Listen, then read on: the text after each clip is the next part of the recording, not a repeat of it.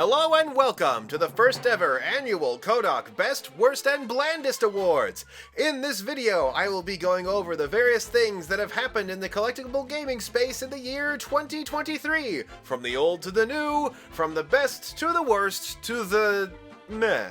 Okay, maybe I should explain this last category. The concept of best, worst, and blandest comes to us from Yahtzee Croshaw of Second Wind fame, who added the blandest category to his game lists as, while the best and worst are opposites, they do both generate strong reactions, while the blandest generates no reactions at all.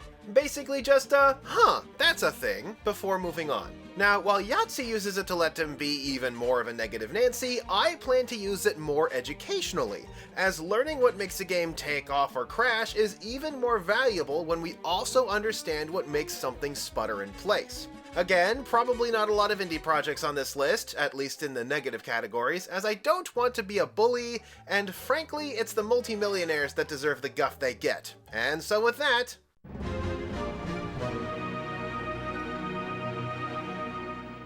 now, the launches category refers specifically to new games that came out just this year. Not new additions or new product categories, but brand new creations or revivals of works long dead. There were a lot in 2023, but I'm here to select the ones that stood out or didn't stand out from the rest. When it came to choosing the best new launch this year, it was actually a tough decision. Not because there were too many good options, but because there were so many meh options, I actually had to wind up settling on one. Between Lorcana's high prices, Shadowverse proving it's better as a mobile game, and Battle Spirit Saga, well, they got a whole video, the year has been a vast sea of lukewarm rather than a few spots of hot. That said, we have seen some interesting developments on Kickstarter with some big games like Ellestral's Grand Archive and Alpha Clash all launching this year after hugely successful campaigns, but as I have the most experience with the latter, I will give the award this year to Alpha Clash. Alpha Clash is a superhero-esque game that shares a lot of similarities with Dragon Ball Super, only wrapped in a DC Comics covering. Alpha Clash impresses mostly on the fact that they managed to release not one, but two complete sets within 1 year of their Kickstarter getting funded. If nothing else, the fact that these guys have clearly gotten their act together on this game should be worth commemorating. Their generous offerings, such as inexpensive booster boxes and Set 1 starter decks loaded with powerful cards, is a remarkably accessible opener, and their clever use of Patreon as a way to build an audience and distribute promo cards is something worth studying. Each character in Set 1 has a distinct style to them, whether it be using tools or gaining card advantage, to generating tokens or inflicting direct damage, each hero or villain has a distinct feel.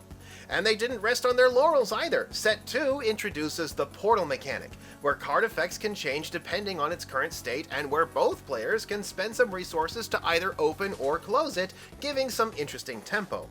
We haven't really had a competitive comic book card game in a while, and since this one doesn't have to pay a licensing fee, it's one to look forward to. I hope we see some more actual comic books from them though, because the novel was kinda ugh. Now, I actually have fond memories of WizKids games back when I was younger. Their various clicky games, such as Mage Knight, Mech Warrior, and HeroClix, were not only appealing, but approachable, with a starter set only costing you somewhere in the range of $20 for a full spread with minis, dice, maps, and tokens. Now, I acknowledge a lot of that was the pricing of 20 years ago, but even HeroClix hasn't gone above $60 in their 2-player starters with full non-random teams and heavy cardboard play areas. So imagine my surprise when early this year, WizKids launched their bare-bones D&D Onslaught starter set at a whopping $140, a product I described as too expensive for casual dabblers, but too lacking in content and expression for more hardcore players. The lack of accessibility was always my biggest talking point regarding the game, and that has remained a constant even a year later. The fact that the Essentials Collection, the version of the game without the cheap pre-painted minis, is still $80 for example, still more expensive than a HeroClix starter, or the fact that the smallest possible entry point, the 6-man team packs, are $10 per mini, or 2.5 times the cost of HeroClix minis, or that the cheapest products in the lineup aren't playable on their own as they they are one mini short of being play legal. And to top it off was the disappointing organized play. Onslaught's price was partially justified by the supposed offering of additional free scenarios and content online. Well, it's been a year, and we have gotten exactly 5, 2 of which aren't even on here for some reason. Links in the description, I have them all prepared for you. I honestly thought they'd have more stuff ready to roll out on their big first year. The thing is, WizKids is usually great at this sort of thing. I remember that organized play events would always confront you with some sort of new conundrum, a puzzle you have to solve, or a story around whatever prize we were competing for. Many a day in my high school years spent competing with folks in unfamiliar waters. And while they have apparently finally started such a campaign, the game's high price and barren content beforehand means that most of us are high and dry on actually participating because, well, good luck finding a store that's actually offering it. Now, there actually was an organized play kit that shipped at the start that contained a few Mimic minis meant to upgrade the mini tokens in the starter set, but it didn't ship with anything interesting to do with them. I mean, I whipped up a scenario that centers on mimics and even justifies why the players would fight each other in like an hour. It's untested and I'm not sure if it's any fun, but it's more effort than WizKids put in. Later events saw scenarios integrated into the minis, and Free RPG Day gave us the Play as the Monsters mod, but it has otherwise been barren, with the blog not updating since June, where they revealed the Am I reading this right? A competition with a $30 entry fee whose grand prize is $25? Wow, that's a way to make money, I guess. Did Mr. Krabs come up with this prize pool? Also, they're like weirdly proud of this Mimic Mini that they gave no story to because they've actually made like a full-size large one that you can spend like several $100s to buy. Onslaught's problems are something I have already offered solutions on. Make the preview kit I got last year into a buyable product with a paper mat at a low price to get people playing. Make it so that every new minis product includes stat cards and a cute little playable scenario which serves double duty as both Onslaught advertising and content expansion. And heck, these days I'd even recommend a sort of Twilight Zone themed set with everything in black and white so they can include unpainted gray minis to maybe lower the cost.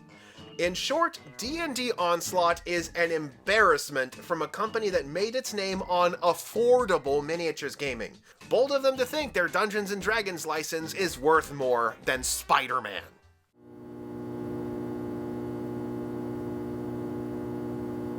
Okay, this one will be brief since I already made a video about it quite recently.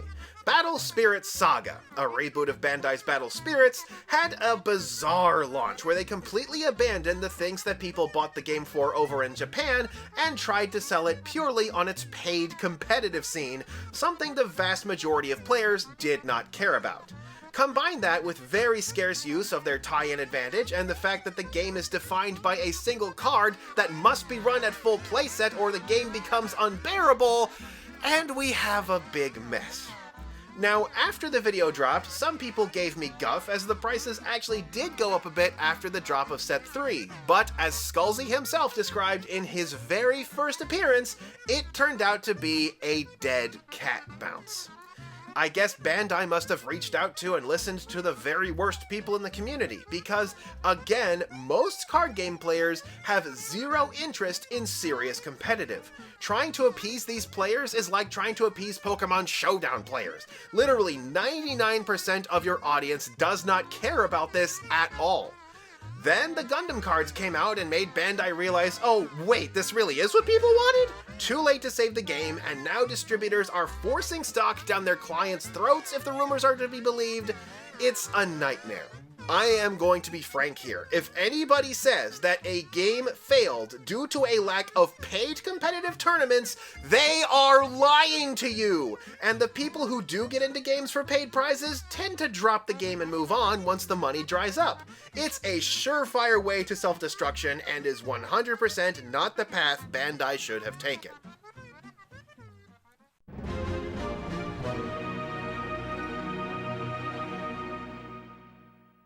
Up next we have releases. These differ from launches in that they are new expansions put out by existing brands, so their impact is more relative to the current space rather than offering some kind of new industry shakeup. Now, originally on my list for the best choice was the Yu-Gi-Oh! 25th Anniversary Collection, a little kit containing remakes of some of the earliest packs in the game which many players might not have even been alive to enjoy, combined with a full suite of Egyptian god cards, signature monsters, and a bonus foil card, made available with wide distribution at an affordable price. This set was a clinic on how to make an anniversary set, Hasbro! But then, towards the end of the year, they released the Rarity Collection, a special set with heavy focus on modern competitive staples that is also widely available and reasonably priced. Hasbro! I don't think I've ever seen a Yu-Gi-Oh! Set in recent memory more universally praised by everybody except for the card scalpers, but, you know, screw those people, actually?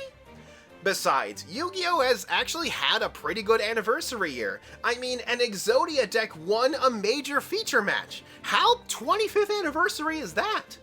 The Rarity Collection did exactly what it needed to. It made everybody happy, not just old-time fans or serious competitive players. And that, honestly, is the sign of a great product release. But then, while I was asking a bunch of Yu-Gi-Oh! Players which one they preferred between the Rarity Collection and the 20th Anniversary, one of them chimed in with Battle City Speed Duel Box, and I just...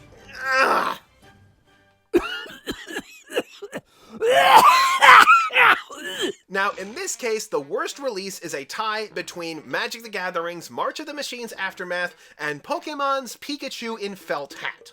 Well, thankfully, there's an explanation. It mostly has to do with the fact that these two releases showed the world the ugly side of this hobby, from both the corporate and fandom directions. Starting with March of the Machines Aftermath. Already a divisive concept to give an existing set, March of the Machines, a sequel that contains a few new cards here and there, but the fact that they gave the game the sort of Wii U style of naming caused enough confusion to create probably one of the most traumatic experiences a Magic the Gathering player has ever had. Dan Cannon, a small-time Magic YouTuber, ordered a box of March of the Machines from an online store. However, the seller made the totally understandable mistake of instead grabbing a box of then unreleased but similarly titled March of the Machines Aftermath to send instead.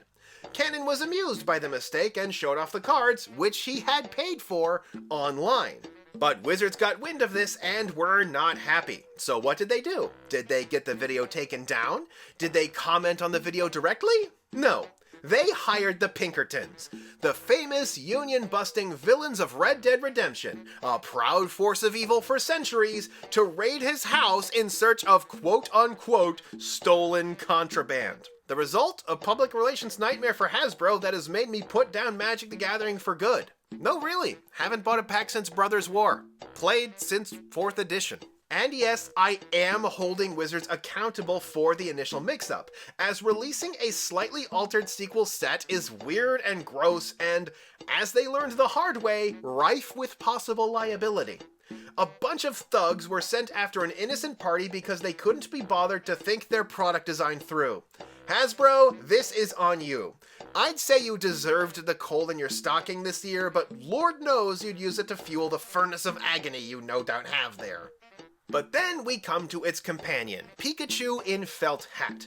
Designed in collaboration with the Van Gogh Museum in Amsterdam as a fun little promotion, while I personally find it a bit tasteless to make a Pokemon version of a self-portrait of a troubled artist who famously released himself from the PC box, it was at least well executed and fully accredited to the museum it was tied to. That is, until the Scalper Nation attacked.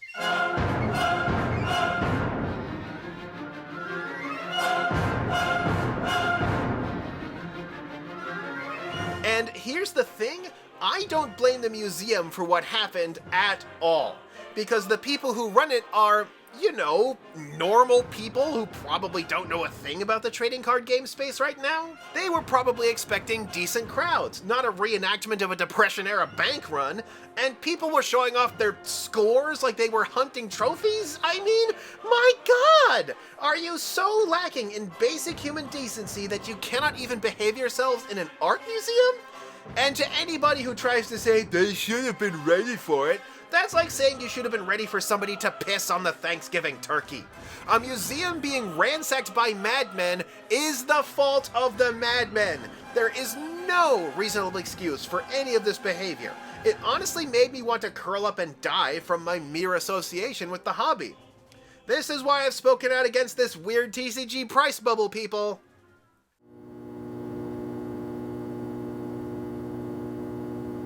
Hello again, Battle Spirits. Now, when it comes to what I think the actual blandest product within Battle Spirits itself is, I would probably say Set 1 was pretty bad. Set 2 was internally not much of a shakeup, but while Aquatic Invaders did move the needle as far as the game itself went, it wound up taking the toilet paper crown mainly because it took one major step back. So Set 1 of Battle Spirits Saga came out and people were like, eh. But then Set 2 came out with the Gundam tie-in and people were like, oh? It was too little to make an impact, but it caught attention. But then in comes Set 3, which not only did away with the tie-in cards, it replaced them with a pack of Set 1 commons, including one card that was already banned before release day, causing the vast majority of people to revert back to eh. I mean, revoking the color blue until now was already a mistake, but taking away the interest-driving part of Set 2 to double down on the ideas that got the game in so much trouble is what makes this set so outwardly such a disappointment. And yes, I did pull the big blue guy on the box that I only paid $40 for, so don't think of it as sour grapes.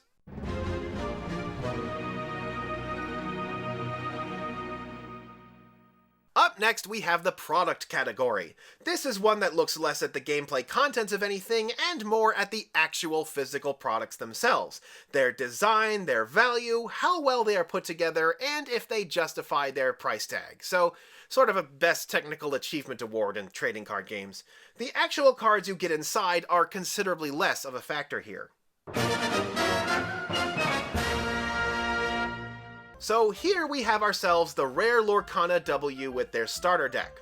This was a close match between Lorcana's starters and the ones for Pokemon, which dropped down to $10 for the first time in years, likely in anticipation of Lorcana's release, but I wanted to highlight Lorcana's box because it features so many things I want to see become permanent industry trends. The bonus booster pack, a now seemingly lost art, is something I have always described as the single best value enhancer a starter deck can be given. People will take its price out of the cost, and it gives them the chance to pull something interesting, such as a memory-forming ultra-rare card. The separation between playmat and rulebook is always nice, as nobody likes ruining a game state to look up the rules of a game they're learning. The paper wrapping around the starter deck is easy to open and ecological, and the cherry on top is how the supportive insert is also the token card, making for an efficient use of space. Now, I know Magic has been doing something similar with their commander decks for some time, but seeing it on an inexpensive entry product is new as far as I recall. If I had to argue downsides, the tear line being on the front of the hang tag rather than the back, which would have allowed it to be converted into a tuck box, its weird slant making it difficult to store cards inside, its $17 base price, though tempered a bit by the bonus booster, and the contents themselves including multiple one-ofs and not a single complete playset. Pokemon's rear perforated rectangular boxes with reclosable plastic interior clamshell and included deck box give it its own strong case, but that has been a thing for Pokemon since before this year, so it's not really in the running. But in general, the Lorcana starter decks have too many good ideas going for them to shut down completely.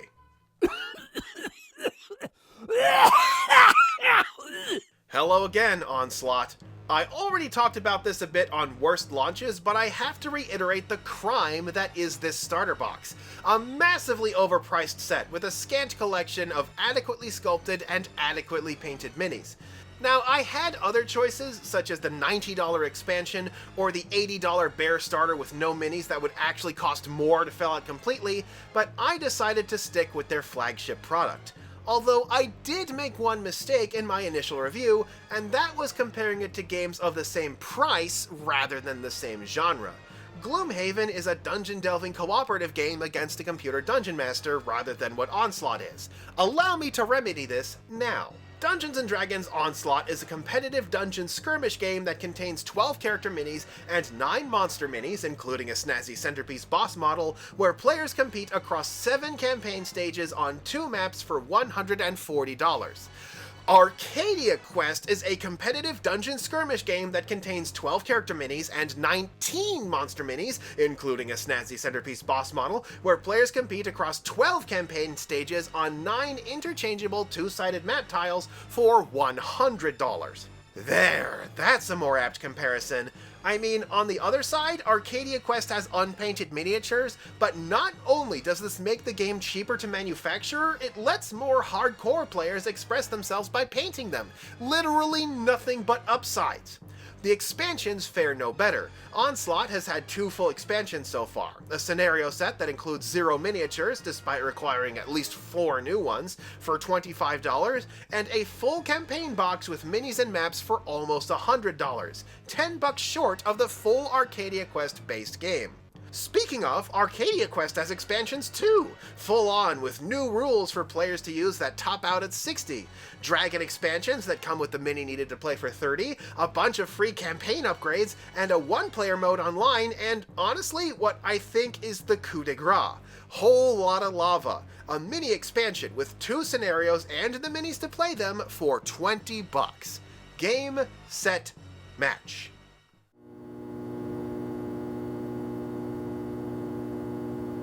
Hello again, Disney Lorcana. So, the Illumineers Trove is meant to be Lorcana's version of the Fat Pack, which I have also described as a half box, usually the largest product a store sells that isn't just straight up booster boxes, thus usually the best you can get in non-game stores. They contain a lot of packs, usually 8 to 12, along with some extra swag, usually card sleeves, nice acrylic tokens or dice, and a storage box or 2. A Fat Pack at its zenith is sold as the logical next step from a starter deck, when you want to graduate from the limited deck experience and placeholder tokens to get the real business. A collection with a proper storage container and protective sleeves, and some upgraded tokens to replace the crummy cardboard ones, for as much as, if not a tiny bit more than, the packs inside. Pokemons have gotten a price hike in recent years in response to the madness of the 2020s, along with their pack prices, but the extra kit within is easily worth the extra cost. Now, what does Lorcana's Illumineers Trove have? Well, like the Pokemon version, it's a storage box with 8 packs for $50. But Ravensburger seems to have missed the memo on the whole next logical step part of this concept, as the box itself is kinda pathetic. The box is double wide, so twice the storage, right? Only if you were thinking that these things were trays. Instead, the box is divided with these flimsy cardboard rings, fall apart-tastic, crumpled by the lid as these are its only support, and impossible to lift out without spilling cards everywhere. Thought these were trays? Sorry to disappoint. Oh, but it comes with more damage tokens, right? Not the ones you were hoping for. The tokens included in the Trove aren't the nice acrylics you were probably expecting, but more of the crummy cardboard ones you get in the starter box. Ones meant to exist only as a stopgap until you get the real tokens. And the deck boxes? You guessed it, crummy cardboard. No sleeves, no nice tokens, no lore counters, no bonus cards. They couldn't even be bothered to add dividers. A literal waste of the extra paper. Everything that worked in favor of their starter decks works against the Illumineers Trove and the expected spike in quality it should have brought. Not sure why they copied the Commander decks again on their higher level product, rather than what other high level products are actually like. Honestly, save your money and just buy the 8 packs straight up, or a copy of every starter deck. By far, their most boring product. Honestly, the fact that people are still paying so much for them shows me just how dumb this whole thing is. Also, props to the Lorcana booster box, which uses a tear strip to try and avoid using plastic, but leaves these huge gaps on the side of the box that people can extract the packs from anyway. Cheers! Why don't we take a break from this with a word from our sponsor, Solus Game Studios, and their new game, Space Lion. From the creators of Pocket Paragons, the dive kick of card games, comes their next logical evolution. From one-on-one fights to team versus team battles, Space Lion is a lane-based shoot-'em-up where players place their heroes in one of 3 lanes to try to get their highest score and win the most glory. The neat trick of Space Lion is, while everybody starts with a similar set of cards ranked 0 to 6, every card can be played one of 3 ways. Played face down to keep their power a secret, face up to gain a bonus, or even discarded for a special effect. Every army has their own way of doing business and their own special gimmicks and pieces, from placing troops to reinforce the heroes, to gaining the power of science, to just growing everywhere. Every faction is unique. And yes, there is a lion-based faction in Space Lion, I know you were wondering. But the real kicker is that, at the start of the game, you pick one of your heroes to upgrade to their lion version, with new powers and abilities. There are even multi-faction lions that players can use instead of the normal deck. With so many lions to choose from, the game is never the same twice. Special multiplayer rules let you fight opponents on your borders as well as the contested middle area, or use the computer decks to play solo. Space Lion will be available for purchase February 1st at the link in the description. Playmats are also available, as well as in Pocket Paragon's flavor. Space Lion, the one who roars last, roars loudest.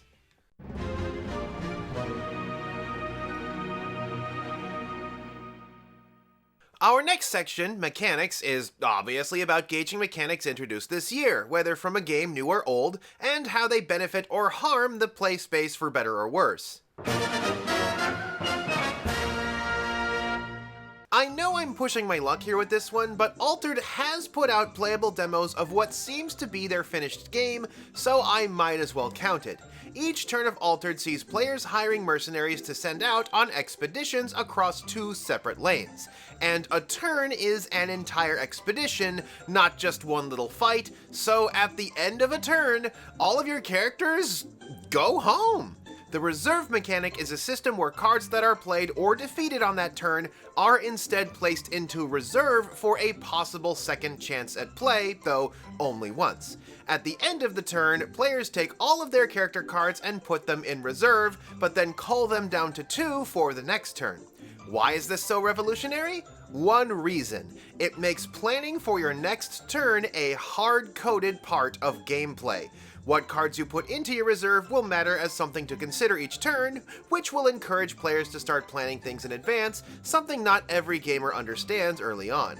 And it's a flexible system too. Many cards have effects when played from reserve, while others have special effects they can only perform from reserve, making getting them into reserve its own little game. It adds a lot of nuance and complexity to what is already a fun mechanic, pushing Altered, in my eyes, into one of the ones to look out for in 2024.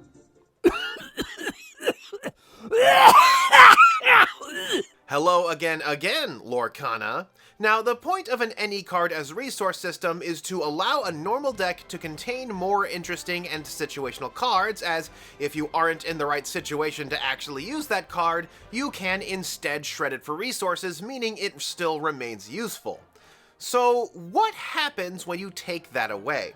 Of all of the things Lorcana introduced, uninkable cards is by far the worst, turning otherwise interesting cards into unplayable stinky poo-poo doo-doo. So many cards get the boot due to this factor as they become useless hand chaff in situations where they aren't useful.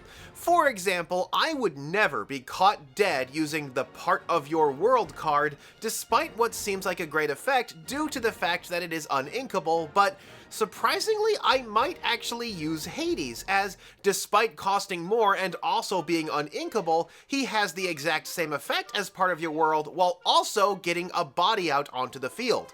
Actually, I kinda noticed something about a lot of these uninkable cards, ones that are technically an action card with a body and thus actually worth using. It got me forming this triangle. If a Lorcana card can hit 2 of these corners, it's probably worth using. If it hits all 3, it's godlike. If it hits just 1 though, well, at this point they might as well just make a card that exists only to get inked at this point. You see, this is why the actions with a body are fine as uninkable cards. It gets to be 2 card types at once at the expense of not being the third. Actions can be inked, bodies can be inked, actions with a body cannot be inked. Seems fair, if that's how the uninkable mechanic was used. Instead, it's used as a way to temper card power, mostly being found on cards that are situational, expensive, or both. You know, the exact types of cards you want to ditch from your hand to turn into ink. This has quashed so many interesting cards from ever being playable. I mean, yes, red decks do run a lot of uninkable cards, but that's because it's their only removal option. Believe me, the instant they introduce a removal card that can be inked, these will all disappear. Gotta give them credit though, it takes a special kind of designer to make an any card as resource game that can hit you with Mana Screw.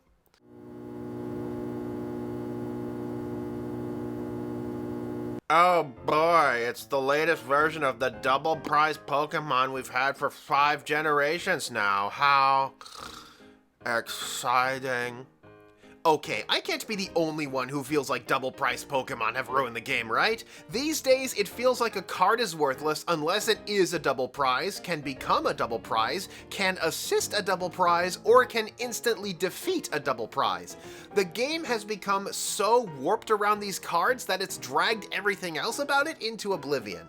A bit of history. Pokemon EX, lowercase, were an experiment in Generation 3, in theory being powerful Pokemon that tempered their power by giving double prizes.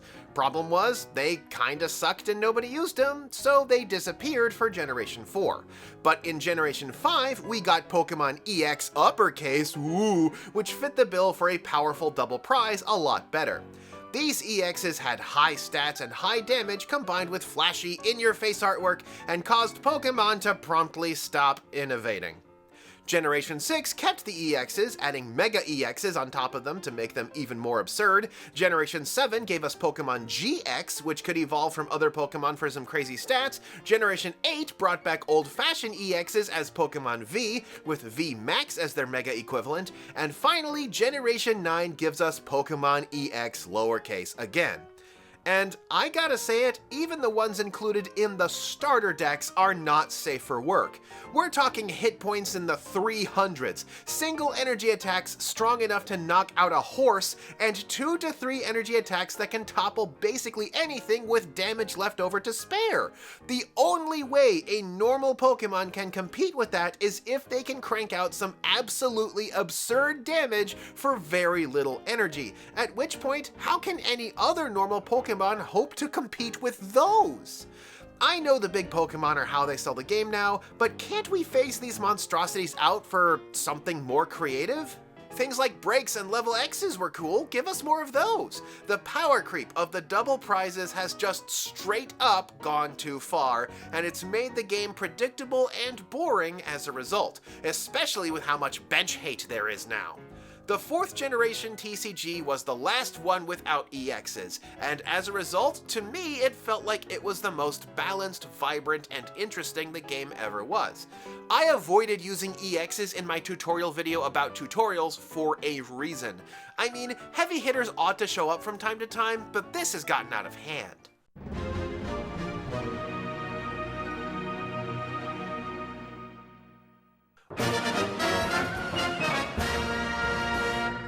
Oh boy, I go straight from slagging Pokemon off to giving them praise. That's a bit of whiplash, but the fact of the matter is that Pokemon has always been super consistent about the vibrance and variation of its artwork. A game that started its life by slapping default artwork onto stock backgrounds has become and remains a vibrant and expressive artistic space. Not only do we have our typical computer-aided illustrations, we also have watercolors and computer graphics and 3D mediums like clay and yarn. Pokemon are also still the champs of the full art card and the flashy foil, and you can see career contributors like Yuka Mori and Koki Saito even on modern cards. Now, I know a lot of you are eager to point out what Magic has been doing with their alternative arts and special lands like Jurassic Park cards that look like old-fashioned trading cards, but aside from the fact that they demand way more of their artists despite the pay given to them, there is a much better reason as to why they aren't here. Now Now, the worst in this category was originally going to be a three-way tie between Wizards of the Coast, Disney, and Spiel Essen because they all got caught using AI-generated artwork.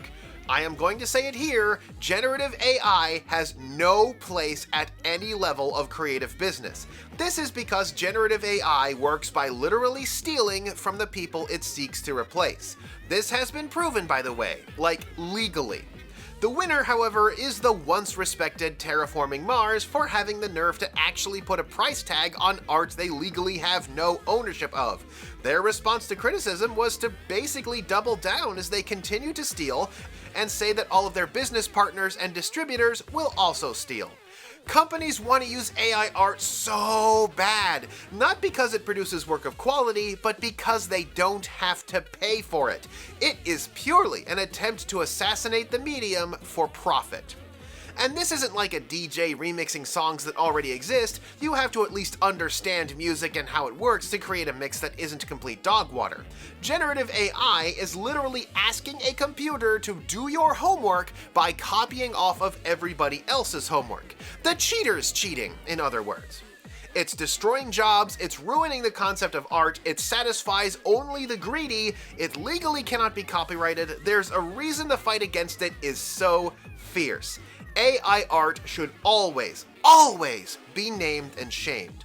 Still gotta give those other ones guff though. Could you really not afford a proper artist, Disney? And come on, Hasbro! Was it really too much work to set up a table with some controllers on it? Even I can do that. And finally, we got Spiel Essen, a board game convention who used AI on their promotional and commemorative pieces. Let me tell you what, Spiel Essen, you can Essen mine!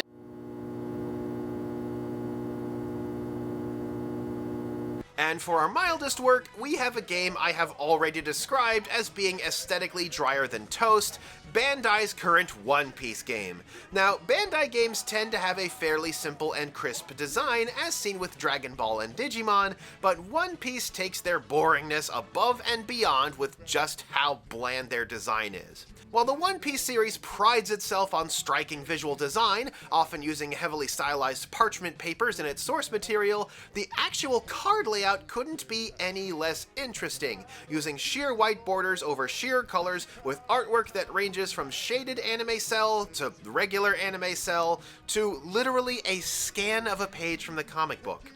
I mean, one could say the same about Dragon Ball Super with its emphasis on matching the anime look, but at least in Dragon Ball Super, I can tell what these characters are supposed to be like thanks to the use of subtitles, something One Piece doesn't have. Every character card just has their base name, which is sure gonna be fun once we have 20 copies of the same character. Not gonna mention their technique, what form they're in, what they like to eat for dinner, hobbies, mood, anything? Okay, yeah, I know this is going to be on camera microphone, but this is like the most important moment from my favorite post-time skip arc, but if you know nothing about One Piece, you have no idea what's happening here, and that, like I said, the fact that we're not getting like flavor text or like an episode or issue number or anything, that's probably the biggest problem with this game's design right here. Gotta say, it's an achievement to take a series as energized and aesthetically rich as One Piece and brew it into the absolute weakest Cafe Americano card game design. I mean, unless you actually know the series, there is no chance you know who these characters are or what they are like from just playing the game. Then again, this has been an interesting year for One Piece. No, Luffy, don't jump over that shark! No!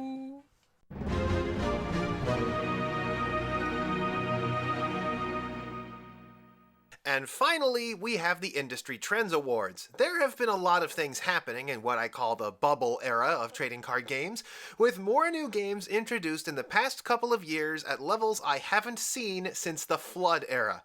How the industry responds to this new world is something I have been keeping my eye on beyond just the cards, as the underlying currents are always important to read. So probably the biggest problem with so many card games being out is the sheer level of waste they produce, mostly in the form of plastic packaging such as wrappers and boxes, but I am glad that several brands have started working towards eliminating this plastic waste and replacing it with compostable paper instead. For example, wrapping their decks and included cards in paper wrappers, such as Lorcana's starter decks or the Secret Layers. There has also been a move to converting outer wraps to cardboard with pull strips. Certainly helps make them more tamper-evident. One of my favorites, though, is how Warhammer 40,000 switched their introductory set packaging from a plastic wrap with a plastic blister into a cardboard envelope with a broad base. Now, Warhammer still has its issues with plastic waste, believe me, and honestly, I'd suggest a sprue recovery program for their stores, since they already send so much back to the warehouses anyway, but this is a step in the right direction. Though, I still think the most amusing part of this set is how the photo of the models inside looks less like two fighters on opposing sides as much as a man and his faithful pet. In the grim darkness of the far future, there is only friendship. Reusable packaging has also been a positive trend, as why would you throw away something so useful? That said, there have been some failures. Again, Lorcana's attempt at making a wrap-free booster box instead gave us a box whose packs could be extracted without damaging it. And if only these companies knew that the cellophane tape they use could be replaced with this amazing new invention called paper tape, released just recently in 1925. You can even print them with fun little designs to blend in with the packaging if you like. It's a process. That said though, anybody who manages to create a paper booster pack wrap that has all the benefits of the plastic one is probably in for one heck of a payday. That said though, despite the trading card game space entering a new age of prosperity, I have been stricken with the nagging feeling that a bit of it is built upon false pretenses, where things like playability and genuine demand have been replaced with speculation and price inflation. Yeah, the worst trend in 2023 has been solid and deliberate follow-through on the trends started during the pandemic, and it's why I call this the bubble era. I've seen it. Games rushed to market, games sold with grading slabs day one, serialized cards, special edition cards, the One Ring. Hype mechanics with no substance meant to get people to buy the cards without any regard for the quality of the games themselves. The worst offenders are Disney Lorcana, with their year-early, highly limited pre-release product meant purely to increase in value and generate hype. It sadly worked, with a lot of people buying into Set 1 at huge markup. Thing is, a lot of the people who bought into Set 1 bought it knowing that its value was artificially inflated, but counted on enough people not knowing that to flip their stock onto. And indeed, Set 1's value recently cratered, creating Lorcana's first round of bag holders. But none of that is a match for the One Ring, a very, very special 2 cents worth of cardboard and foil Hasbro printed to draw publicity and drive up sales, creating a story that even regular news shows covered. But they were all of them deceived, for another ring was printed, and another, and another, and another. Lots of people had fun giving Hasbro the piss over this. Good luck selling the rest of that stock now that the special card has been found. But that's the exact problem, right? Hype without substance is just a whole lot of smoke. And time again, we find the internet overflowing with smoke vendors. People who know it's gonna give out, it's just a matter of when. Now, don't get me wrong, a little hype can go a long way, assuming you can deliver. And I have said multiple times that I am a fan of and believer in the trading card game model for building gameplay and community. But these past couple of years have made the whole thing an incredibly toxic space where only the hit cards matter to people opening packs online. Like, my unboxings get criticized over the fact that I actually take a look at every card I pull, not just the rares. But I will hold on to the prediction that the bubble is in the middle of bursting and Lorcana is the needle. It's at least starting to finally deflate to the point where normal people can afford to join the hobby, along with the retro video game market and, hopefully, housing.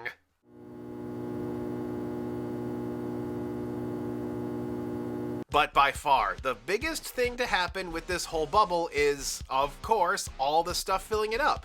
2023 saw so many games getting released, or announced, or funded on Kickstarter that I couldn't keep up. And the thing is, so many of them are just the same sort of noise, either being a game in a high fantasy setting with minions and life points, or it's a half-baked, obviously digital-first game tied to some sort of huge brand in a vain attempt to chase the madness that's overtaken the hobby. Of the latter alone, we got, of course, the Disney game, a Star Wars game, a Marvel Comics game, a game based on the biggest anime in Japan, a new Dragon Ball game, another attempt at a Star Wars miniatures game, yet another Japanese crossover game, a Dungeons & Dragons game, an Ultraman game, a game based on cookies, a game based on a mobile game, to say nothing of all the mobile card games that keep coming out. Trying to keep up with all of these has been exhausting, especially with all of the games assuming they're the most important thing in the world with their beefed out starter and pack prices, almost like they forgot that a competitive market exists or something. Like, I didn't even know Union Arena was a thing until just a couple of weeks ago, and am I reading this right? Set 12? Didn't this game just release in March? Oh, man, I don't feel so good. To say nothing of, again, the sheer preponderance of games coming off of crowdfunding. I mean, sure, there were some ringers offering fresh ideas, but so many of them are the sort of common product mill, low-effort, samey nonsense, some of which included the use of AI illustrations. Oh no, I'm gonna be sick!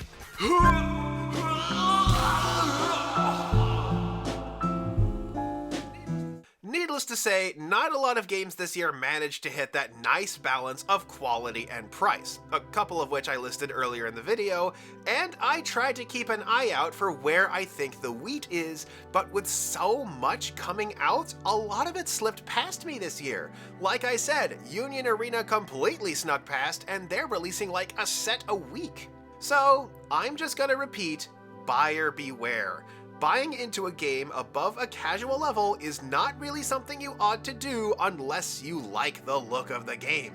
People talking about a game's future value as an investment are yanking your chain, and, well, you might as well make sure you like playing with whatever's in that bag you'll be left holding. Thankfully, there are tons of licensed games that I feel do this sort of thing well, capture the actual feeling of taking part in one of these universes. And I also believe that the next big shakeup could be on the way. Something simple that delivers a more unique experience than what we already have. The problem there is then it has the Herculean task of standing out amongst all the garbage that's been getting released lately. I mean, on one hand, the era of crowdfunding has meant we've gotten a new wave of games that aren't beholden to any oversight, but at the same time lack the firm hand of an experienced publisher on their shoulder.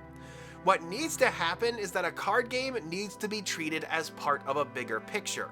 Something I understand might be daunting to people who are just into mechanics or just into world building, but the best example is the Pokemon card game, which is treated as a proper extension of the brand rather than an easy way to make money. And this can be a recursive process. Long ago, the Pokemon card game introduced the idea of Dark Pokemon, which became Shadow Pokemon in the video games. My favorite example, though, is Green Beast's Naruto, a game based on a manga taking a variant from a video game that allows you to transplant the Naruto archetype into a taijutsu deck, form and function. And of course Naruhina long before it was canon, baby! But it's here, with people or groups of people who are passionate about these combined angles of media, who have these clever approaches and want to create something wonderful where the future of the medium will find itself. And I am looking forward to it, although I'm sure we'll be getting Steamboat Killy, the horror card game, any day now. Anyways, as far as my channel is concerned, my big plan now is to focus on videos of quality, like the Man vs. Monster video, though it does mean I will probably be posting less often, though if you want me to produce higher quality stuff more often, the easiest way would be to support my Patreon. I'm gonna be honest here, I would not have survived the year if it hadn't been for the help of my patrons. In fact, today, as a special treat, I am going to read off not just my $10 and $5 and $100 patrons, but all of them today. So, a big thank you to Justin Schroeder, Kanoka Rob, Cleeklo, Danny Bound, Dumpless, Echo Echo, Esquirus, Ilfinity, John Dolan, Justin Hartsock, Universe of Legends, Vaughn, Worms Codex, Brandon Huang, Greg Shoemate, Grimrunner, Hazaruz, Silly Rookie, Sid Finch, Taxicab, the world's most unironic 8.5 tail stand, Tim Robinson, Two Lanes, Alex the Pyro, Andrew, Ascended Donut, B2023316, Bailey Jamahal, Ben Lifson, Blood Beagle, Bunny, Caleb G. Goodman, Carlos Zapata, Carrington, Celia Wagar, Kemi Kems, Christian Beck, Christopher Pelek, Christopher Thomas Lazar, Conte Amarula, Cordell Warren, David Mendez, Dejers Garth, Dotv, Dragon Lord Games Sarbroken, Dustin Higgins, Dylan Alpers, Edward Zmuda, F. Tasio L. Martinez, Enju Rond, Eric, Aaron Pakadin, Eugene Davis, Evan, Gilbert Ortiz, Glomus, Gremlin Pirate, Hyrick Lilred, Hot Dog Ninja, Jacob Vanderberg, Jimmy Modany, Josh Alexander, Juan Pablo Lamas, Joan Caribo, Kenneth Tober, Kevin Labranche, Landon Mann, Michael S., Mighty Master, Meekle, Milkman953, Milkman953, Mr. Fish, Nicholas Fletcher, Nix Kempin, Peggy Wino Y, Philip Mainwaring, Richard Thames, Richard Wyatt, Robin Metz, Ronan Eckel-Monroe, Sam Wan, Sensha, Skeldrakis, Something, Stefano Biffy, Steve Hawk, Stone Stephens, Thought Prism, Timothy Band, Tom White, Tiger Tartikoff, Brendan Finkel, and Blagi Banco Kalachia. So that's 2023 behind us. There's been a lot of shakeups and already a pile of new announcements for this year as well, and I look forward to sharing it all with you. If anybody featured here actually wants one of these phony baloney awards, reach out and I'll get something together, I guess. And so, until next time, this is Kodak signing off. Join us next time on whatever comes next, I guess.